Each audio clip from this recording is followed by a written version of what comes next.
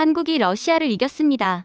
바로 북극에서요. 42년간 쇄빙선을 설계한 저는 크렘린 직통 전화를 받는 순간 귀를 의심했습니다. 노르웨이가 우리를 버렸습니다. 한국을 선택했습니다. 이거 오류 아닙니까? 다시 확인하십시오. 하지만 바렌츠의 훈련 결과는 같았습니다. 한국 3배 속도, 러시아 완패, 60년 북극 지배자가 정말 한국에게 졌습니다.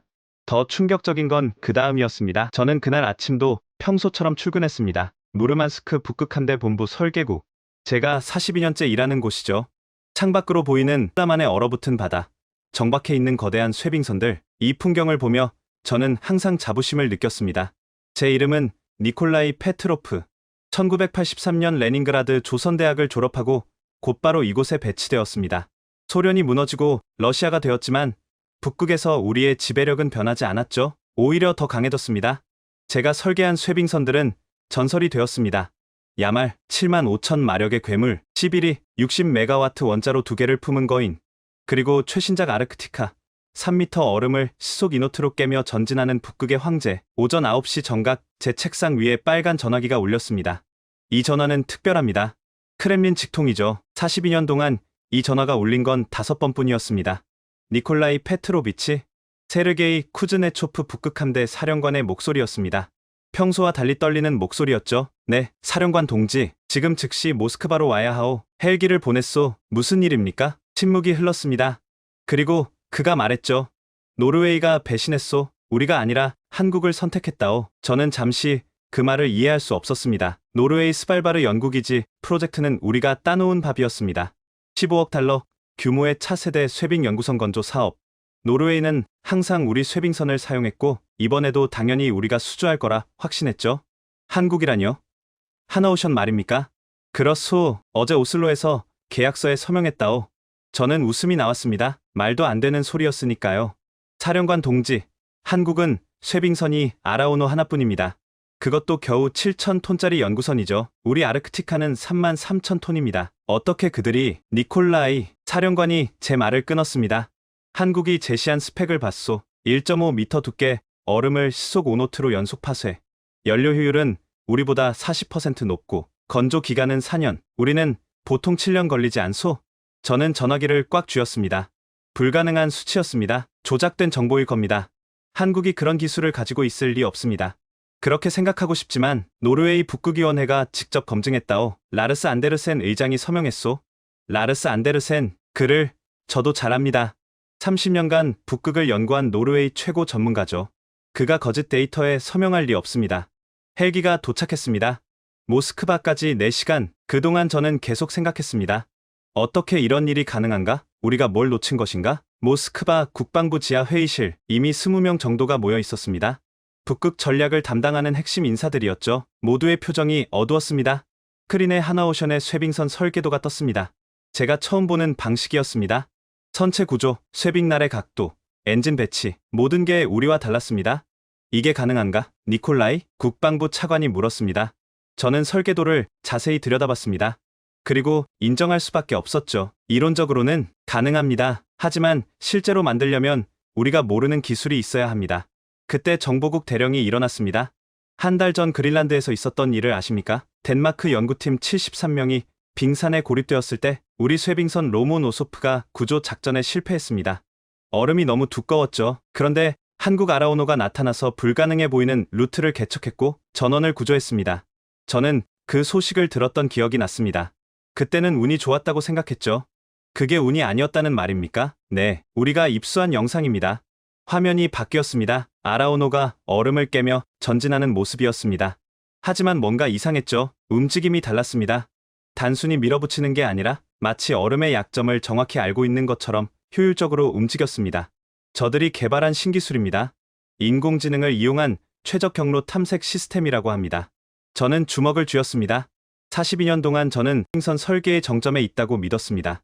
하지만 한국은 우리가 생각지도 못한 방향으로 발전하고 있었던 겁니다.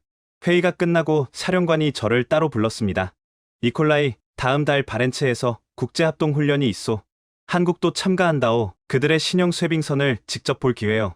가겠습니다. 우리의 자존심이 걸린 문제요. 러시아가 북극의 주인이라는 걸 증명해야 하오. 저는 고개를 끄덕였습니다. 하지만 처음으로 불안감이 엄습했죠. 정말 우리가 여전히 북극의 주인일까? 그날 밤 저는 무르만스크로 돌아오는 비행기 안에서 잠들 수 없었습니다. 창밖으로 보이는 시베리아의 끝없는 설원. 우리가 지배한다고 믿었던 이 땅이 갑자기 낯설게 느껴졌습니다. 42년, 제 인생 전부를 바친 시간. 그 시간이 한순간에 무의미해질 수도 있다는 생각에 등골이 서늘해졌습니다. 한 달이 지났습니다. 저는 무르만스크 설계국에서 밤낮 없이 한국 쇄빙선 자료를 분석했습니다. 러시아 정보국이 입수한 데이터는 충격적이었죠. 하나오션이 개발 중인 차세대 쇄빙 연구선 K-아이스브레이커 1. 12,000톤급, 길이 120m. 우리 기준으로는 중형 쇄빙선입니다. 하지만 성능 수치는 대형 쇄빙선을 능가했죠. 말도 안 돼. 저는 수십 번 같은 말을 반복했습니다. 책상 위에는 K-아이스브레이커 1의 추진 시스템 분석 보고서가 펼쳐져 있었습니다. 아지포드 추진기 3개, 각각 7.5메가와트. 총 출력은 22.5메가와트. 우리 11위의 절반 수준입니다. 하지만 쇄빙 능력은 오히려 더 뛰어났습니다. 어떻게 이게 가능한가? 답은 선체 설계에 있었습니다. 한국은 전혀 새로운 개념을 도입했더군요. 더블 액팅 선체, 앞으로도 뒤로도 똑같이 쇄빙이 가능한 구조였습니다. 게다가 선체 표면에 특수 코팅을 했다고 합니다. 얼음과의 마찰을 최소화하는 나노 기술이라는데 우리는 그런 기술 자체를 모르고 있었죠. 젊은 엔지니어 알렉세이가 제 방문을 두드렸습니다. 국장님, 이거 보셔야 합니다. 그가 가져온 건 위성 사진이었습니다. 거제도 하나오션 조선소, 거대한 도크에서 뭔가를 건조하고 있었죠. 이게 K-아이스브레이커 1입니까? 네, 그런데 이상한 게 있습니다. 건조 속도가 너무 빠릅니다. 알렉세이가 시간대별 사진을 펼쳤습니다. 석 달 전 용골 거치, 2달 전 선체 중간부 완성, 1달 전 상부 구조물 설치. 우리 기준으로는 불가능한 속도였습니다. 블록 건조 방식을 극도로 발전시킨 것 같습니다. 레고 블록처럼 미리 만든 부분을 조립하는 거죠. 우리는 아직도 전통적인 방식을 고수하는데, 저는 알렉세이의 말을 끊었습니다. 그게 문제가 아니야. 쇄빙선은 일반 선박과 다르다고. 극한의 압력을 견뎌야 해. 블록 조립으로는 그런 강도를 낼 수 없어. 저도 그렇게 생각했습니다. 하지만 알렉세이가 또 다른 문서를 내밀었습니다. 한국 포스코가 개발한 특수강철에 관한 보고서였죠. 극지용 특수강 K-스틸 500, 영하 60도에서도 강도를 유지하고 일반 강철보다 30% 가볍다고 합니다. 10년 전부터 개발해왔대요. 10년. 저는 그 숫자에 놀랐습니다. 한국이 10년 전부터 북극을 준비했다는 뜻이었으니까요. 그때 전화가 울렸습니다. 세르게이였죠. 니콜라이, 더 큰 문제가 생겼소. 뭡니까? 캐나다가 한국과 손잡았소. 5척의 쇄빙선을 한국에서 건조하기로 했다오. 저는 수화기를 놓을 뻔했습니다. 캐나다는 미국 다음으로 큰 북극 연안국입니다. 그들이 러시아 대신 한국을 선택했다는 건 그뿐이 아니오. 덴마크도 한국과 협상 중이라는 정보가 있소. 그린란드 구조 작전 이후로 한국을 주목하고 있다오. 저는 창밖을 바라봤습니다. 항구에 정박한 우리 쇄빙선들이 갑자기 낡고 무거워 보였죠. 다음날 저는 상트페테르부르크로 갔습니다. 크릴로프 국립연구센터, 러시아 조선 기술의 심장부입니다. 거기서 충격적인 사실을 알게 되었죠. 연구소장 이반 볼코프가 저를 특별 연구실로 안내했습니다. 니콜라이, 이건 극비입니다. 우리도 한국 기술을 연구하고 있소. 연구실에는 젊은 연구원들이 컴퓨터 시뮬레이션을 돌리고 있었습니다. 화면에는 한국 쇄빙선의 3D 모델이 있었죠. 뭔가 발견한 게 있습니까? 이반이 한숨을 쉬었습니다. 있소. 하지만 믿고 싶지 않은 사실이오. 그가 시뮬레이션을 실행시켰습니다. 한국 쇄빙선과 우리 아르크티카가 같은 두께의 얼음을 깨는 장면이었죠. 보시오. 한국 쇄빙선은 얼음을 깨는 게 아니라 자르는 겁니다. 선수 부분에 특별한 장치가 있어요. 고압 워터젯 시스템, 얼음에 미세한 균열을 만든 다음 깨는 거죠. 저는 화면을 뚫어지게 쳐다봤습니다. 단순하면서도 천재적인 아이디어였습니다. 우리는 왜 이걸 생각하지 못했습니까? 우리는 항상 힘으로 밀어붙이는 방식만 고집했으니까요. 더 큰 엔진, 더 두꺼운 선체. 하지만 한국은 달랐소. 그들은 효율을 추구했어요. 이반이 또 다른 데이터를 보여줬습니다. 한국은 남극에서 30년간 데이터를 축적했소. 세종기지, 장보고기지. 거기서 얻은 경험을 북극에 적용한 거요. 우리는 남극을 무시했지만 한국은 남극을 실험실로 활용했소. 저는 갑자기 두려워졌습니다. 우리가 자만하는 동안 한국은 조용히 준비해왔던 겁니다. 이반, 우리가 따라잡을 수 있겠습니까? 그가 고개를 저었습니다. 최소 5년은 걸릴 겁니다. 하지만 한국은 멈춰있지 않겠죠. 이미 K-아이스브레이커 2, 3를 계획하고 있다는 정보가 있소. 저는 무거운 마음으로 연구센터를 나왔습니다. 상트페테르부르크에 네바강이 얼어있었죠. 300년 전 표트르 대제가 이곳에서 러시아 해군을 창설했습니다. 그리고 우리는 북극의 지배자가 되었죠. 하지만 이제 그 왕좌가 흔들리고 있었습니다. 작은 나라 한국이 우리의 자리를 넘보고 있었죠. 그날 밤 저는 호텔에서 한국 뉴스를 찾아봤습니다. 하나오션 최성태 회장의 인터뷰가 있었습니다. 북극은 인류의 마지막 프론티어입니다. 한국은 그곳에서 새로운 가능성을 찾을 겁니다. 경쟁이 아닌 협력으로, 파괴가 아닌 지속 가능한 개발로, 협력. 그 단어가 머릿속에 맴돌았습니다. 우리는 항상 북극을 독점하려 했죠. 하지만 한국은 공유를 말하고 있었습니다. 혹시 우리가 틀렸던 걸까요? 북극을 지배하려는 우리의 접근 방식 자체가 잘못된 걸까요? 하지만 저는 곧 그런 생각을 털어냈습니다. 러시아는 북극의 주인입니다. 앞으로도 그래야 합니다. 단지 잠시 뒤처진 것뿐이라고 저는 스스로를 위로했죠. 약속된 그날이 왔습니다. 바렌츠의 국제합동훈련의 날이 밝았습니다. 북위 75도, 스발바르제도 북쪽 200km 지점, 영하 38도의 강풍이 불고 있었죠. 저는 우리의 자존심, 원자력 쇄빙선 11위에 타고 있었습니다. 60메가와트 원자로 2개, 배수량 33,000톤, 북극의 절대 강자였죠.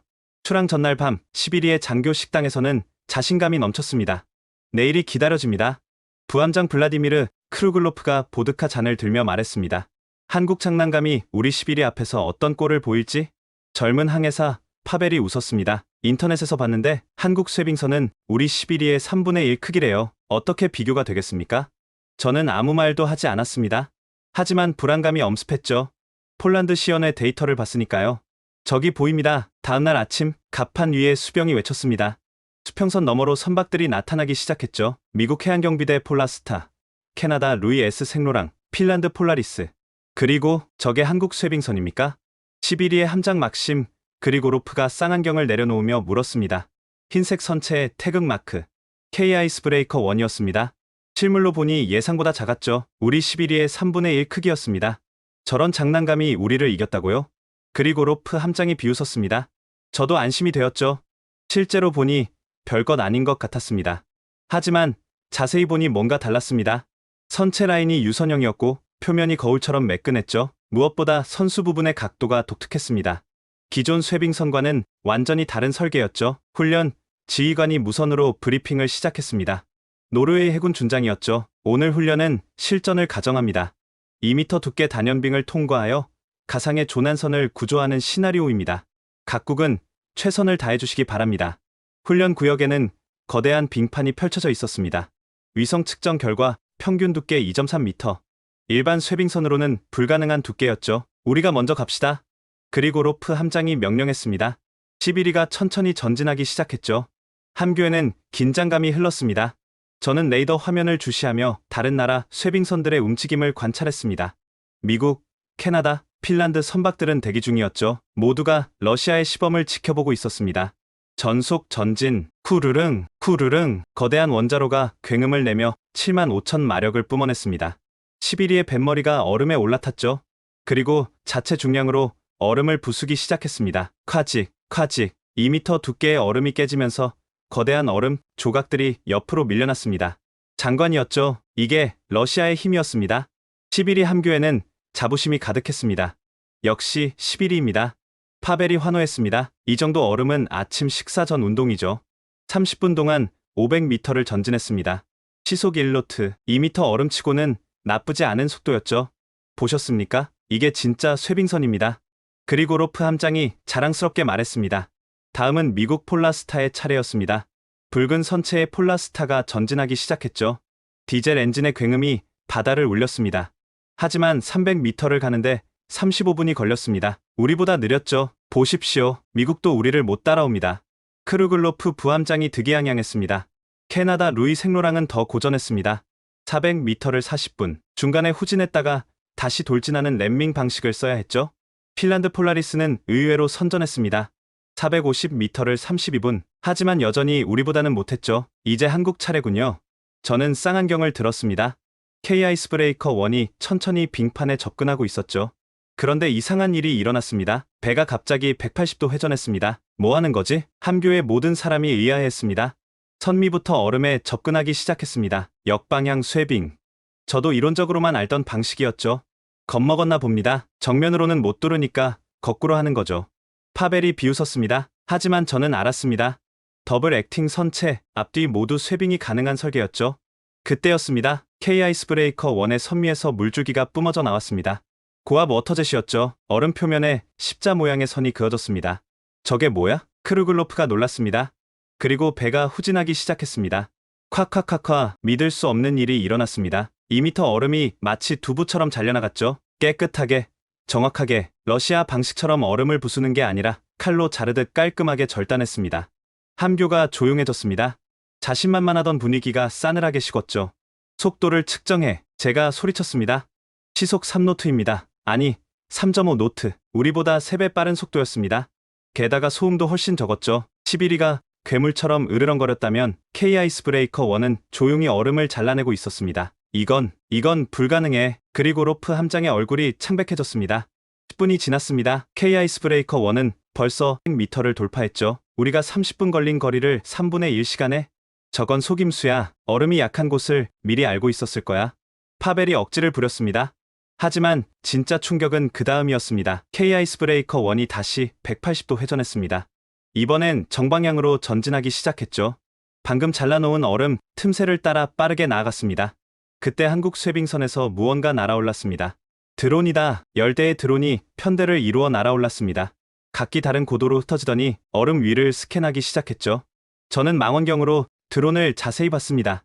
여러 상 카메라, 레이저 스캐너, 초음파 센서가 장착되어 있었죠. 저걸로 뭘 하는 거지? 크루글로프가 물었습니다. 잠시 후 알게 되었습니다. K-아이스브레이커 1의 함교의 거대한 홀로그램 지도가 떠올랐습니다. 우리 11위에서도 보일 정도로 선명했죠. 빨간색, 주황색, 노란색, 초록색으로 표시된 얼음 지도였습니다. 얼음 두께를 실시간으로 분석하고 있는 겁니다. 제가 설명했습니다. 빨간색이 가장 두꺼운 곳, 초록색이 가장 얇은 곳이겠죠. K-아이스브레이커 1은 마치 미로를 아는 것처럼 정확한 경로를 따라 움직였습니다. 불필요한 쇄빙을 최소화하고 가장 효율적인 루트를 개척했죠. 전기에서 각국의 반응이 들려왔습니다. 믿을 수 없군. 저게 가능한가? 미국 폴라스타의 선장이었습니다. 우리도 드론은 있지만 저런 통합 시스템은 캐나다 선장이 말을 이었습니다. 핀란드도 비슷한 걸 개발 중이지만 아직 실험 단계입니다. 한국이 먼저 실용화했군요. 핀란드 선장의 목소리에 부러움이 묻어났습니다. 15분 만에 500m를 돌파했습니다. 절반의 시간이었죠. 11위 함교는 무덤처럼 조용했습니다. 아무도 말을 하지 않았죠. 자부심이 무너지는 소리가 들리는 것 같았습니다. 아직 끝난 게 아닙니다. 그리고 로프 함장이 억지로 목소리를 높였습니다. 진짜 실력은 더 두꺼운 얼음에서 나타납니다. 3m, 4m 얼음에서는 우리가. 하지만 그의 목소리에는 확신이 없었습니다. 1시간 후 결과가 발표되었습니다.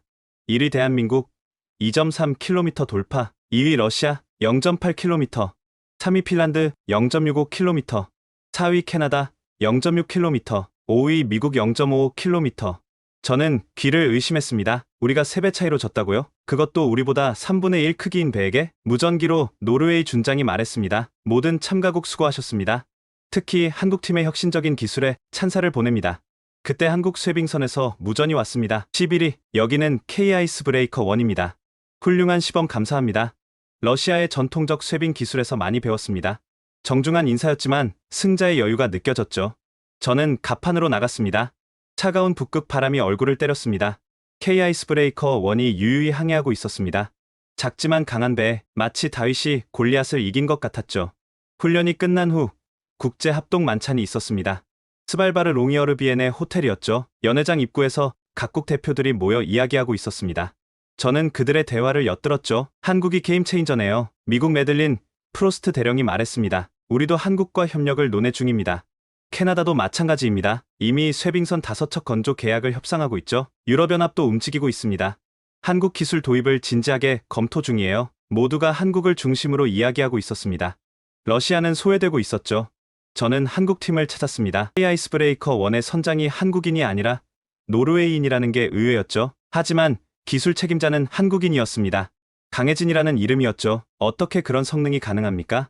제가 단도직입적으로 물었습니다. 강혜진 팀장이 미소를 지었습니다. 비밀이 아닙니다. 저희는 남극에서 30년간 배웠습니다. 세종기지, 장보고기지, 아라우노. 실패도 많았죠. 하지만 그 실패가 저희를 가르쳤습니다. 하지만 기술적으로, 이건 보여드릴 수 있습니다. 그가 태블릿을 꺼냈습니다. 아이스 브레이커 1의 실시간 데이터였죠. 인공지능이 매 순간 수만 가지 경로를 계산합니다. 얼음 두께, 해류, 바람, 선박 상태, 모든 변수를 고려해서 최적의 경로를 찾죠. 저희는 이걸 아이스 내비게이터라고 부릅니다. 화면에는 복잡한 알고리즘과 그래프가 나타났습니다. 드론에서 수집한 데이터는 0.1초마다 업데이트됩니다. 슈퍼컴퓨터가 실시간으로 분석하죠. 마치 체스를 두듯이 십수 앞을 내다보며 움직입니다. 저는 화면을 보며 탄식했습니다. 우리는 여전히 선장의 경험과 직관에 의존하는데 한국은 인공지능을 활용하고 있었던 겁니다. 하지만 가장 중요한 건 철학의 차이입니다. 강 팀장이 계속 말했습니다. 러시아는 얼음과 싸우죠. 정복하려 합니다. 하지만 저희는 얼음과 대화합니다. 이해하려고 하죠. 그래서 더 효율적일 수 있는 겁니다. 그때 미국 해안경기대에 매들린 프로스트 대령이 다가왔습니다. 강 팀장님, 인상적이었습니다. 우리도 한국과 협력하고 싶습니다. 언제든 환영입니다. 저는 옆에서 그 대화를 들으며 씁쓸함을 느꼈습니다. 냉전 시대에는 미국과 러시아가 북극을 놓고 경쟁했죠. 하지만 이제 한국이 새로운 플레이어로 등장한 겁니다. 만찬이 끝나고 호텔 바에서 혼자 보드카를 마시고 있는데 누군가 옆에 앉았습니다. 놀랍게도 강해진 팀장이었죠. 니콜라이 국장님이시죠? 존경합니다. 아르크티카 설계는 정말 대단한 작품입니다. 이제는 구시대 유물이 되었군요. 제가 씁쓸하게 말했습니다. 그렇지 않습니다. 저희가 만든 건 작은 연구선입니다. 아르크티카 같은 거대한 원자력 쇄빙선은 여전히 러시아만이 만들 수 있죠. 하지만 효율은 당신들이 더 낫지 않습니까? 강 팀장이 잠시 침묵하다가 말했습니다. 각자의 강점이 있는 거죠. 러시아는 힘, 한국은 기술, 함께한다면 더 나은 미래를 만들 수 있지 않을까요? 저는 그를 쳐다봤습니다. 진심이 느껴졌죠. 한국은 러시아를 이기려는 게 아닙니다. 함께 북극을 개발하고 싶을 뿐입니다. 북극은 너무 크고 위험해서 한 나라가 독점할 수 없으니까요. 그날 밤 저는 오랫동안 생각했습니다. 42년간 저는 러시아가 북극의 유일한 주인이어야 한다고 믿었습니다. 하지만 정말 그래야만 할까요? 창밖으로 북극의 오로라가 춤추고 있었습니다. 초록빛 커튼이 하늘을 가로지르며 장관을 이루었죠. 오로라는 누구의 것도 아닙니다. 모두가 함께 보는 거죠. 북극도 그래야 하는 걸까요? 시비리로 돌아가는 길, 저는 함교에서 우리 선원들의 대화를 들었습니다. 한국 쇄빙선, 정말 대단하더군요. 인정하기 싫지만 우리보다 앞서 있어요. 드론하고 인공지능, 우리도 개발해야 하지 않을까요? 젊은 선원들은 이미 변화를 받아들이고 있었습니다. 9세대만 과거에 집착하고 있는 거였죠. 저는 무르만스크로 돌아가면 보고서를 써야 했습니다. 진실을 써야 했죠. 한국이 우리보다 앞서 있다는 인정하기 싫은 그 진실을. 바렌츠의 훈련이 끝나고 일주일 후 저는 상트페테르부르크 해군성 건물로 긴급 소집되었습니다. 러시아 북극전략위원회 특별회의였죠. 회의실에 들어서자 무거운 분위기가 느껴졌습니다. 세르게이 쿠즈네초프 북극함대 사령관, 국방부 차관, 에너지부 장관, 로스아톰 회장, 러시아 북극 정책을 결정하는 최고위층이 모두 모여 있었습니다. 니콜라이 페트로비치, 세르게이 사령관이 저를 불렀습니다. 목소리에 분노가 서려 있었죠. 바렌츠의 굴욕을 설명하시오. 저는 심호흡을 하고 입을 열었습니다. 한국이 새로운 기술을 개발했습니다. 인공지능 기반 경로 탐색, 고압 워터젯 쇄빙, 나노 코팅 선체. 변명이 아니라 해결책을 듣고 싶소. 국방부 차관이 테이블을 쳤습니다. 유엔이 북극 자원 개발권을 논의하고 있소. 지금까지 우리가 유리했던 건 최강의 쇄빙 능력 때문이었어. 그런데 한국이 나타나서 판을 뒤집고 있다고. 에너지부 장관이 문서를 펼쳤습니다. 더 큰 문제가 있습니다. 야말 LNG 프로젝트 아시죠? 북극 최대 천연가스 개발 사업입니다. 운송을 위해 쇄빙 LNG선 15척이 필요한데 대우조선이 입찰에 참여했습니다. 한국 조선소가요? 네, 그들이 제시한 조건을 보십시오. 건조 기간 3년, 유지 보수 20년 보장. 우리 즈베즈다 조선소는 5년에 10년 보장밖에 못합니다. 회의실이 술렁였습니다. 그때 젊은 목소리가 들렸습니다. 저는 한국에서 배워야 한다고 생각합니다. 모두가 돌아봤습니다. 말한 사람은 드미트리 사도브니코프. 35살의 젊은 엔지니어였죠. 상트페테르부르크 크릴로프 연구센터의 신예였습니다. 무슨 말을 하는 거요? 세르게이 사령관이 눈을 부라렸습니다. 드미트리는 주눅들지 않고 계속했습니다. 저는 한국 기술을 석 달간 분석했습니다. 그들이 우리보다 뛰어난 건 사실입니다. 부정한다고 달라질 건 없습니다. 배워서 따라잡아야죠. 자존심도 없는가? 자존심으로 얼음을 깰 수 있습니까? 드미트리가 노트북을 열었습니다. 보십시오. 한국은 2014년 아라오노 북극 고립 사건 이후 국가적 프로젝트를 시작했습니다. 10년간 500억 달러를 투자했죠. 산학연이 하나가 되어 기술을 개발했습니다. 화면에 한국의 극지 연구 조직도가 나타났습니다. 극지연구소, 한국해양과학기술원, 하나오션, 대우조선, 포스코, 삼성중공업. 반면 우리는 어떻습니까? 각 기관이 따로 놉니다. 해군은 해군대로, 로스아톰은 로스아톰대로, 은 가스프롬대로. 협력이 없습니다. 내 놈이 뭘 안다고 로스아톰 회장이 화를 냈습니다. 하지만 드미트리는 멈추지 않았습니다. 알렉산드르 네브스키가 뭐라고 했습니까? 적에게서도 배울 줄 알아야 한다. 한국은 적이 아니라 잠재적 파트너입니다. 저는 드미트리를 보며 놀랐습니다. 젊은 세대는 다르게 생각하는군요. 니콜라이, 당신 생각은 어떠소? 세르게이 사령관이 제게 물었습니다. 저는 잠시 고민하다가 입을 열었습니다. 인정하기 싫지만 드미트리 말이 맞습니다. 한국 기술은 이미 우리를 앞섰습니다. 계속 부정하면 격차는 더 벌어질 뿐입니다. 그래서 두 가지 선택이 있습니다. 첫째, 5년간 집중 투자해서 따라잡기. 하지만 그동안 한국도 발전하겠죠. 둘째, 저는 말을 멈췄습니다. 두 번째 선택은 러시아인으로서 말하기 어려운 것이었으니까요. 말하시오. 협력입니다. 한국과 기술 협력을 하는 겁니다. 회의실이 조용해졌습니다. 국방부 차관이 먼저 입을 열었습니다. 러시아가 한국에 손을 벌리자는 겁니까? 손을 벌리는 게 아니라 손을 잡는 겁니다. 우리는 60년간 축적한 북극 운항 데이터가 있습니다. 한국은 그게 필요하죠. 거래를 하는 겁니다. 에너지부 장관이 고개를 끄덕였습니다. 일리가 있습니다. 북극 자원 개발은 한 나라가 독점하기엔 너무 큽니다. 협력이 필요하죠. 하지만 세르게이 사령관은 단호했습니다. 안 됩니다. 북극은 러시아의 미래입니다. 양보할 수 없습니다. 회의는 결론 없이 끝났습니다. 하지만 변화의 조짐은 분명했죠. 젊은 세대는 이미 다르게 생각하고 있었습니다. 회의가 끝난 후 드미트리가 제게 다가왔습니다. 국장님, 감사합니다. 지지해 주셔서 용기 있는 발언이었어. 하지만 조심해야 해. 9세대는 쉽게 변하지 않아. 드미트리가 미소 지었습니다. 하지만 시대는 변하고 있습니다. 국장님도 아시잖습니까? 한국과 협력하는 게 답이라는 걸. 저는 고개를 끄덕였습니다. 42년간의 자존심이 무너지는 순간이었지만 진실은 인정해야 했습니다. 그날 밤 저는 상트페테르부르크의 네바강을 따라 걸었습니다. 표트르 대제 동상이 달빛에 빛나고 있었죠. 300년 전 표트르 대제는 서유럽의 앞선 기술을 배우기 위해 직접 네덜란드 조선소에서 일했습니다. 황제가 목수 노릇을 한 거죠. 자존심을 버리고 배움을 선택한 겁니다. 그 결과 러시아는 해양 강국이 되었습니다. 역사는 반복되는 걸까요? 이제 우리가 배워야 할 차례인 걸까요? 하지만 한국에서 배운다? 42년간 쇠빙선 설계의 정점에 있던 제가 자존심이 허락하지 않았습니다. 하지만 동시에 알고 있었죠. 자존심만으로는 미래를 만들 수 없다는 걸. 한 달 후 저는 극동으로 날아갔습니다. 블라디보스토크 즈베즈다 조선소. 러시아 극동 조선업의 심장부였죠. 야말 LNG 프로젝트의 쇠빙 LNG선을 건조하는 곳이었습니다. 조선소에 도착했을 때 예상치 못한 광경이 펼쳐졌습니다. 한국인 기술자들이 있었던 겁니다. 무슨 일입니까? 제가 조선소장 빅토르 체르노프에게 물었습니다. 아, 니콜라이, 설명이 필요하겠군요. 삼성중공업과 기술 자문 계약을 맺었습니다. 뭐라고요? 선택의 여지가 없었어요. 야말 프로젝트 납기를 맞추려면 그들의 도움이 필요했습니다. 저는 믿을 수 없었습니다. 러시아가 한국의 기술 자문을 받는다니. 빅토르가 저를 도크로 안내했습니다.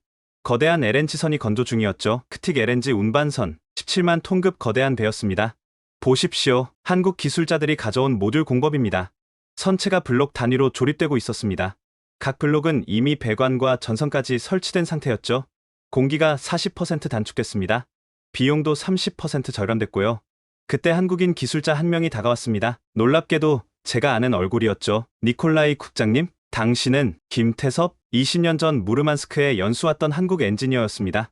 당시 저는 그에게 러시아 쇠빙선 기술을 가르쳤죠. 신참 엔지니어였던 그가 이제는 삼성중공업 극지선박 부문 상무가 되어 있었습니다.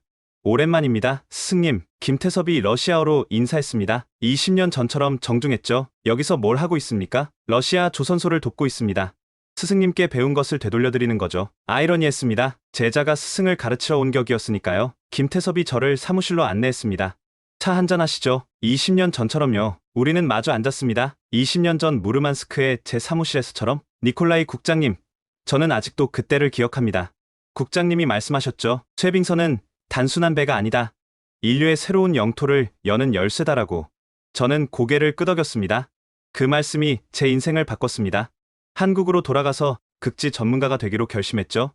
그래서 한국이 이렇게 발전한 겁니까? 김태섭이 고개를 저었습니다. 아닙니다. 한국은 실패해서 배웠습니다. 2014년 아라오노가 북극에서 고립됐을 때 우리는 무력함을 느꼈습니다. 러시아 쇄빙선의 도움을 기다릴 수밖에 없었죠. 그는 창밖을 바라봤습니다. 그때 깨달았습니다. 의존해서는 안 된다고, 우리 힘으로 해내야 한다고. 그래서 10년간 죽어라 연구했습니다. 하지만 어떻게 그렇게 빨리? 국장님께 배운 기초가 있었으니까요. 러시아 기술을 토대로 우리만의 길을 찾은 겁니다. 김태섭이 노트북을 열었습니다. 이걸 보십시오. 한국형 쇄빙선 개발 프로젝트입니다. 화면에는 상세한 개발 과정이 나와 있었습니다. 2014년부터 2024년까지 10년간의 여정이었죠. 처음 3년은 실패의 연속이었습니다. 하지만 포기하지 않았죠. 대통령이 직접 나서서 지원했습니다. 극진은 한국의 미래라고. 저는 부끄러웠습니다. 러시아는 과거의 영광에 안주하고 있었는데 한국은 미래를 준비하고 있었던 겁니다. 니콜라이 국장님, 김태섭이 진지하게 말했습니다. 한국과 러시아가 협력하면 어떨까요? 러시아의 경험과 한국의 기술이 만난다면 진정한 극지 시대를 열 수 있습니다. 하지만 러시아 정부가 변할 겁니다. 이미 변하고 있고요. 제가 여기 있는 것만 봐도 그렇지 않습니까? 그때 빅토르 소장이 들어왔습니다. 니콜라이, 드미트리가 왔네. 자네를 찾더군. 드미트리 사도브니코프. 상트페테르부르크 회의에서 한국과의 협력을 주장했던 젊은 엔지니어였죠. 국장님, 찾아뵙고 싶었습니다. 중요한 소식이 있습니다. 드미트리가 흥분된 표정으로 말했습니다. 크렘린에서 결정이 났습니다. 한국과 북극 기술 협력을 논의하기로 했습니다. 비공식적이지만요. 저는 놀랐습니다. 세르게이 사령관이 그렇게 반대했는데 푸틴 대통령이 직접 지시했다고 합니다.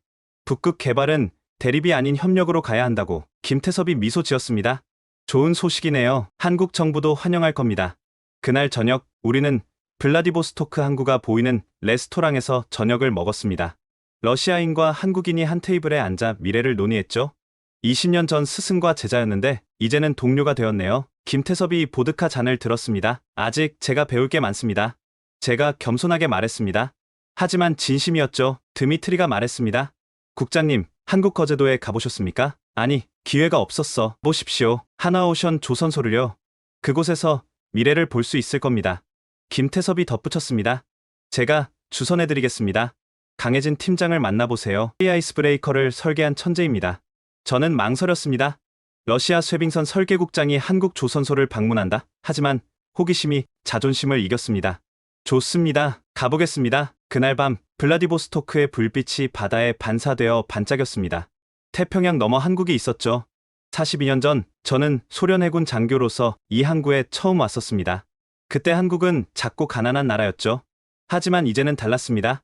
한국은 러시아가 배워야 할 나라가 되었습니다. 시대가 변한 겁니다. 그리고 저도 변해야 했습니다. 2달 후 저는 부산 김해공항에 도착했습니다. 생애 첫 한국 방문이었죠. 공항은 현대적이고 효율적이었습니다. 모든 안내가 한국어, 영어, 중국어, 일본어로 되어 있었고 놀랍게도 러시아어도 있었습니다. 김태섭이 마중 나와 있었습니다. 환영합니다. 국장님, 거제도까지는 차로 1시간 반 정도입니다. 거가대교를 건너며 저는 감탄했습니다. 8km가 넘는 해상 교량이었죠. 러시아에는 이런 규모의 해상 교량이 없었습니다. 이 다리를 만드는 기술이 쇄빙선 건조에도 적용됩니다. 김태섭이 설명했습니다. 극한 환경에서의 구조물 건설? 그게 핵심이죠. 하나오션 거제조선소에 도착했을 때 그 규모에 압도됐습니다. 축구장 400개 크기, 동시에 수십 척을 건조할 수 있는 도크들, 높이 100m가 넘는 골리앗 크레인들. 정문에서 강혜진 팀장이 기다리고 있었습니다. 니콜라이 국장님, 뵙게 되어 영광입니다. 아르크티카 설계 논문을 대학 때 교재로 공부했습니다. 젊은 엔지니어가 저를 존경한다니 기분이 묘했습니다. 강 팀장이 저를 특별 전망대로 안내했습니다. 조선소 전체가 한눈에 보이는 곳이었죠. 저기 보이는 게 K-아이스 브레이커 2입니다. 원보다 30% 성능이 향상됐죠. 거대한 하얀 선체가 도크에 웅장하게 서 있었습니다. 아름다웠죠. 기능미가 느껴지는 디자인이었습니다. 설계 철학을 들려주시겠습니까? 제가 물었습니다. 강 팀장이 미소 지었습니다. 물같이 되는 겁니다. 물같이요? 노자가 말했죠. 물은 가장 부드럽지만 가장 강한 것을 뚫는다고. 얼음과 싸우지 않고 얼음을 이해하고 얼음과 함께 가는 겁니다. 동양 철학을 쇄빙선에 적용하다니 신선한 충격이었습니다. 강 팀장이 저를 설계실로 안내했습니다. 수십 명의 젊은 엔지니어들이 컴퓨터로 작업 중이었죠. 평균 연령이 32살입니다. 모두 극지 전문가들이죠. 한 엔지니어가 시뮬레이션을 보여줬습니다. 북극해 전체를 3D로 모델링한 것이었죠. 해류, 기온, 얼음 두께, 바람, 모든 데이터가 실시간으로 반영되고 있었습니다. 이 데이터는 어떻게 얻었습니까? 30년간 남극에서 수집한 겁니다. 세종기지, 장보고기지, 아라우노, 그리고 강 팀장이 잠시 멈췄습니다. 러시아 자료도 참고했습니다. 공개된 논문들이요. 국장님 논문도 많이 읽었습니다. 제 연구가 한국 쇄빙선 개발에 도움이 되었다니 복잡한 심정이었죠. 그때 최성태 회장이 들어왔습니다. 한화그룹의 수장이자 한화오션의 회장이었죠. 니콜라이 국장님, 멀리서 오셨습니다. 최 회장은 유창한 영어로 인사했습니다. 저희 아버님도 엔지니어셨습니다. 6.25 전쟁 후 폐허에서 한국 산업을 일으킨 세대죠. 무에서 유를 창조하는 법을 배웠습니다. 최 회장이 창밖을 가리켰습니다. 50년 전 이곳은 작은 어촌이었습니다. 이제는 세계 최대 조선소가 됐죠. 불가능은 없습니다. 의지만 있다면요. 점심은 조선소 구내식당에서 먹었습니다. 놀랍게도 최 회장도 직원들과 같은 식당을 썼죠. 평등이 창의성을 낳습니다. 최 회장이 설명했습니다. 식사를 하며 강 팀장이 물었습니다. 국장님, 러시아와 한국이 협력한다면 어떤 일이 가능할까요? 저는 잠시 생각했습니다. 북극 항로를 완전히 열 수 있을 겁니다. 수에즈 운하를 대체하는 새로운 실크로드를요. 그 이상도 가능합니다. 강 팀장이 태블릿을 꺼냈습니다. 북극 해저 자원 개발입니다. 석유, 가스, 희토류, 인류 100년을 먹여 살릴 자원이 북극 바다 밑에 있습니다. 하지만 환경 문제가 그래서 더욱 협력이 필요한 겁니다. 깨끗하고 안전한 개발, 한국의 친환경 기술과 러시아의 극지 경험이 만난다면 가능합니다. 오후에는 실제 건조 현장을 둘러봤습니다. K-아이스브레이커 2의 내부로 들어갔죠. 브릿지는 미래 그 자체였습니다.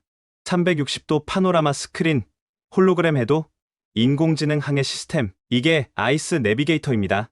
강 팀장이 시스템을 작동시켰습니다. 북극해가 홀로그램으로 나타났죠. 빨간색은 두꺼운 얼음, 파란색은 얇은 얼음. 최적 경로가 초록선으로 표시됐습니다. 딥러닝으로 매일 더 똑똑해집니다.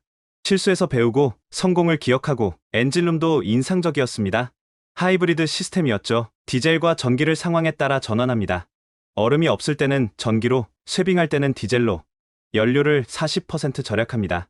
저는 감탄할 수밖에 없었습니다. 모든 것이 효율적이고 혁신적이었죠.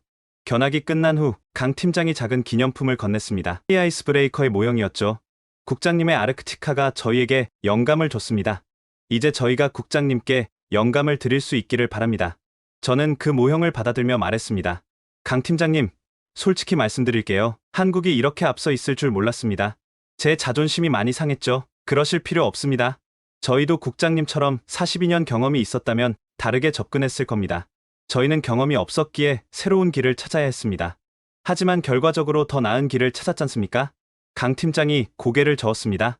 다른 길입니다. 러시아에는 러시아의 길이, 한국에는 한국의 길이 있죠.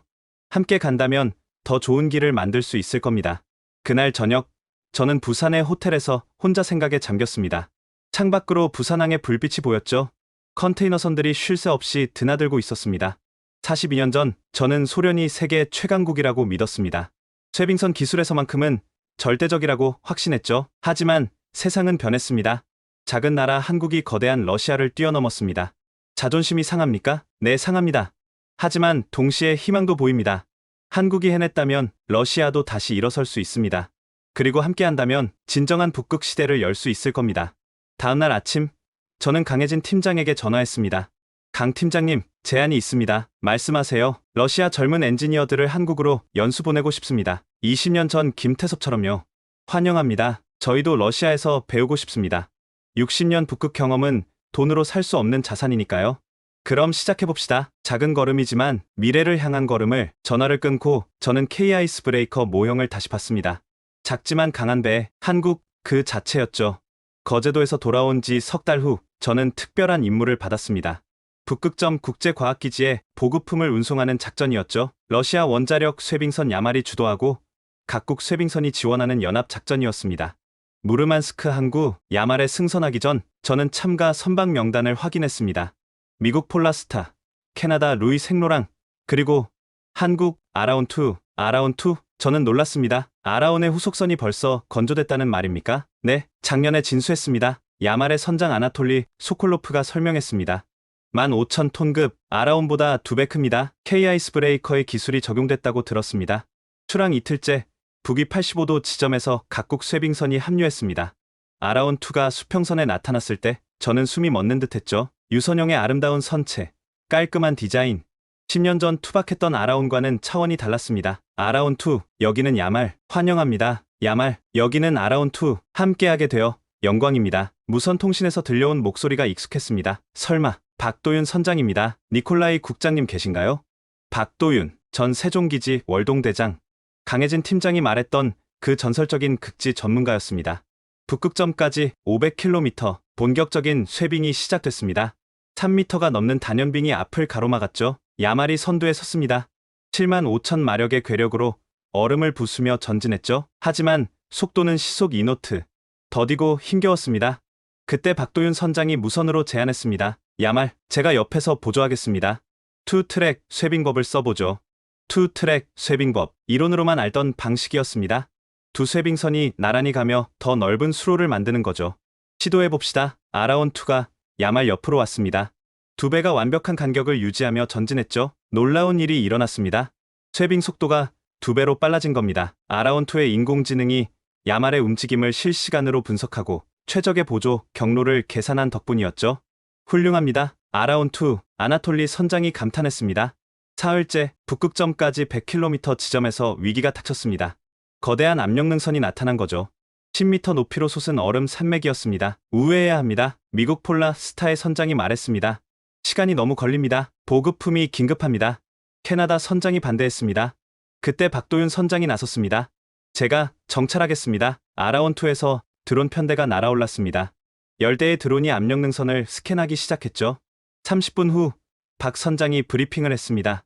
약한 지점을 찾았습니다. 북서쪽 300m 지점. 폭 50m 구간의 얼음이 상대적으로 얇습니다. 화면에 3D 지도가 나타났습니다. 빨간색에서 파란색까지 얼음 두께가 색으로 표시됐죠.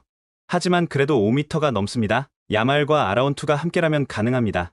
저는 헬기를 타고 상공에서 작전을 지켜봤습니다. 야말이 먼저 돌진했습니다. 거대한 선체가 얼음산에 부딪혔죠. 쩍쩍 갈라지는 소리가 하늘까지 들렸습니다. 뒤이어 아라온2가 같은 지점을 공략했습니다. 하지만 단순히 부딪히는 게 아니었죠. 선수의 워터젯이 작동하며 균열을 확대시켰습니다. 왕복 10번, 마침내 통로가 열렸습니다. 성공이다. 함성이 터져 나왔습니다. 러시아와 한국의 협력이 불가능을 가능으로 만든 순간이었죠. 북극점 도착, 세계 꼭대기, 북위 90도. 국제과학기지는 얼음 위에 세워진 임시 구조물이었습니다. 15개국 100명의 과학자가 기후변화를 연구하고 있었죠. 보급품을 하역하는 동안 저는 박도윤 선장을 만났습니다. 50대 중반의 단단한 체구, 눈빛에 극지 30년의 경험이 서려 있었죠. 니콜라이 국장님 뵙게 되어 영광입니다. 아르크티카 설계, 정말 대단한 작품입니다. 아라온2도 훌륭합니다. 한국이 이렇게 발전할 줄 몰랐습니다. 박 선장이 먼 곳을 바라봤습니다. 끝없는 얼음 바다가 펼쳐져 있었죠. 1988년 제가 처음 남극 세종기지에 갔을 때가 생각납니다. 한국은 극지 후진국이었죠. 러시아, 중국, 일본에 의존했습니다. 그가 미소 지었습니다. 특히 러시아에 많이 배웠습니다. 미르니 기지, 보스토크 기지. 러시아 대원들이 많이 도와줬죠. 그래서 이렇게 발전한 겁니까? 배웠기 때문이 아닙니다. 절박했기 때문입니다. 박 선장이 저를 쳐다봤습니다. 국장님, 한국은 자원이 없습니다. 석유 한 방울 안 납니다. 그래서 미래를 봐야 했습니다. 북극이 열리면 자원과 항로를 확보할 수 있죠. 그래서 10년간 준비한 거군요. 30년입니다. 남극에서 시작했으니까요. 그날 저녁, 과학기지 식당에서 각국 대표들이 모였습니다. 보드카와 위스키, 소주가 테이블에 올랐죠. 아나톨리 선장이 건배사를 했습니다. 북극은 누구의 것도 아닙니다. 모두의 것입니다. 오늘 우리가 증명했듯이 협력할 때 더 강합니다. 모두가 잔을 들었습니다. 식사 후 저와 박 선장은 기지 밖으로 나왔습니다. 북극의 백야, 태양이 지평선 위를 빙빙 돌며 지지 않았죠. 국장님, 제안이 있습니다. 말씀하세요. 내년에 한러 합동 북극 탐사를 하면 어떨까요? 야말과 아라온2가 함께요. 정치적으로 복잡할 텐데 과학에는 국경이 없습니다. 기후변화 연구라고 하면 누구도 반대하지 못할 겁니다. 저는 고개를 끄덕였습니다. 시도해볼 만합니다. 모스크바에 건의하겠습니다. 박 선장이 손을 내밀었습니다. 국장님 같은 분이 러시아에 계셔서 다행입니다. 과거에 갇히지 않고 미래를 보는 분이니까요. 우리는 굳게 악수했습니다. 러시아와 한국 두 나라의 미래를 위한 악수였죠. 북극점에서 무르만스크로 돌아오는 길, 저는 야말 선교에서 많은 생각을 했습니다. 42년간 저는 러시아가 북극의 주인이어야 한다고 믿었습니다. 하지만 이제 알았죠. 북극은 너무 크고 너무 위험하고 너무 소중해서 한 나라가 독점할 수 없다는 걸. 한국은 적이 아니었습니다. 경쟁자도 아니었죠. 함께 북극을 개척할 동료였습니다. 북극점에서 돌아온 지 한 달 후 저는 크렘린으로 호출됐습니다. 대통령 직속 북극위원회 특별보고였죠. 회의실에는 최고위층이 모여 있었습니다. 대통령 비서실장, 총리, 국방장관, 에너지부 장관, 그리고 푸틴 대통령이 직접 참석했습니다. 니콜라이 페트로비치 대통령이 저를 불렀습니다. 날카로운 눈빛이었죠. 42년간 쇠빙선을 설계한 당신의 의견을 듣고 싶소. 러시아 북극 정책의 미래를 어떻게 봅니까? 저는 심호흡을 했습니다. 준비한 보고서를 펼쳤죠. 각하, 현실을 직시해야 합니다. 한국이 쇠빙선 기술에서 우리를 앞섰습니다. 회의실이 술렁였습니다. 대통령 앞에서 러시아의 열세를 인정하는 건 위험한 일이었죠. 계속하시오. 하지만 이건 끝이 아니라 시작입니다. 러시아에게는 60년 북극 경험이 있습니다. 데이터, 노하우, 인프라, 이건 돈으로 살 수 없는 자산입니다. 저는 화면을 띄웠습니다. 북극 지도였죠. 북극해는 지구 표면의 3%, 1400만 제곱킬로미터입니다. 석유 900억 배럴, 천연가스 47조 큐빅미터가 매장되어 있죠. 그건 알고 있소. 국방장관이 짜증스럽게 말했습니다. 제가 말씀드리고 싶은 건 이 거대한 자원을 러시아 혼자 개발할 수 없다는 겁니다. 무슨 뜻이오? 협력입니다. 한국과 손잡는 겁니다. 세르게이 사령관이 벌떡 일어났습니다. 니콜라이, 정신이 나갔소? 아닙니다. 정신이 든 겁니다. 저는 대통령을 똑바로 봤습니다. 각하, 냉전 시대는 끝났습니다. 21세기 북극은 대립이 아닌 협력의 바다가 되어야 합니다. 구체적으로 설명하시오. 푸틴 대통령이 말했습니다. 반대하지 않는다는 신호였죠. 한국은 기술과 자본이 있습니다. 러시아는 영토와 자원이 있죠. 한국 쇠빙선과 러시아 인프라를 결합하면 북극 항로를 완전히 상용화할 수 있습니다. 저는 다음 슬라이드를 넘겼습니다. 수에즈 운하 대비 40% 단축.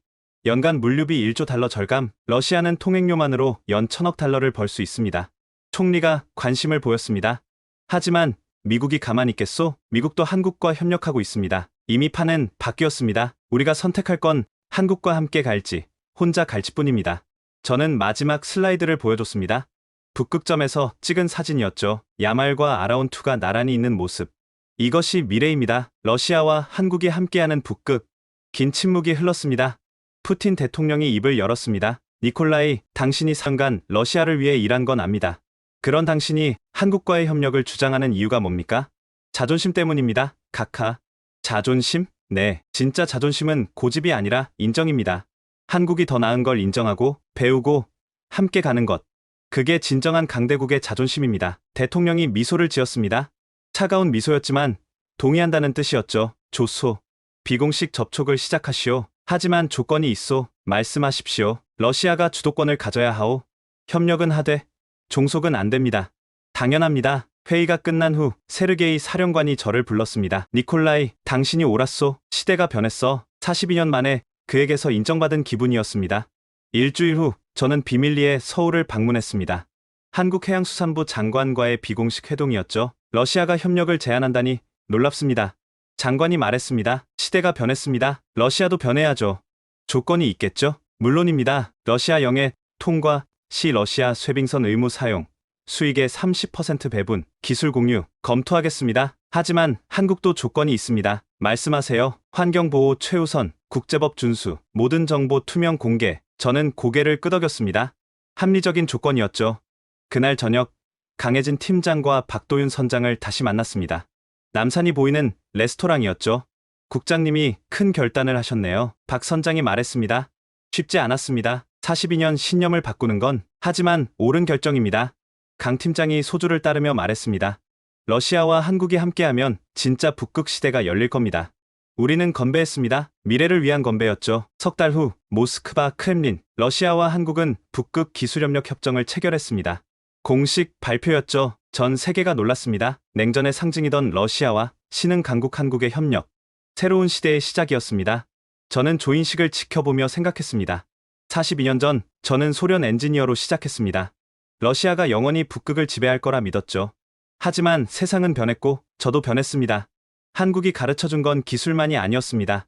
겸손, 개방, 협력, 미래를 만드는 진짜 힘이 무엇인지 배웠죠. 이제 시작입니다. 러시아와 한국이 함께 만들 북극의 미래, 얼음의 바다가 협력의 바다로 바뀌는 순간, 그리고 저 니콜라이 페트로프는 그 역사의 증인이 되었습니다. 42년간 북극의 절대 강자였던 러시아, 그들이 한국을 인정하고 손을 잡기까지 얼마나 많은 갈등과 고민이 있었는지 보셨을 겁니다. 하지만 진정한 강자는 변화를 두려워하지 않습니다. 배울 줄 알고, 인정할 줄 알고, 함께 갈 줄 아는 것. 그것이 진짜 힘이죠. 한국의 도전 정신과 러시아의 경험이 만났을 때 북극은 새로운 가능성의 바다가 될 것입니다. 지금까지 러시아 쇄빙선 설계국장 니콜라이 페트로프의 이야기 어떻게 들으셨나요? 이 이야기가 감동적이셨다면 주변에 꼭 공유해주세요. 한국이 만들어가는 놀라운 미래를 더 많은 사람들이 알 수 있도록 구독과 좋아요도 잊지 마시고요. 우리의 다음 이야기도 기대해주세요.